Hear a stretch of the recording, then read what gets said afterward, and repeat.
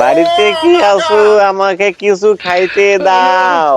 এখনো রান্না বসাই নাই, কিছু খাইতে দিতে পারবো না। কেমন ডাইনি বউ কিছু খাইতে দেয় না? কি আমাকে ডাইনি বললো? এত বড় সাহস!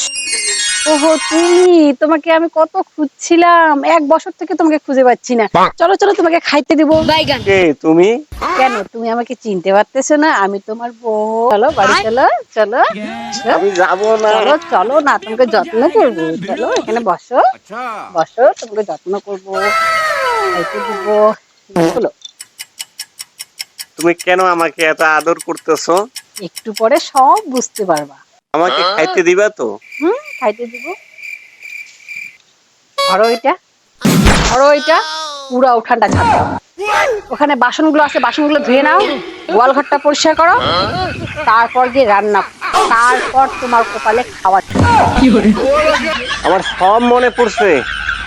1 বছর আগে এই কাজের ভয়েই আমি বাড়ি ছেড়ে পালাইছিলাম।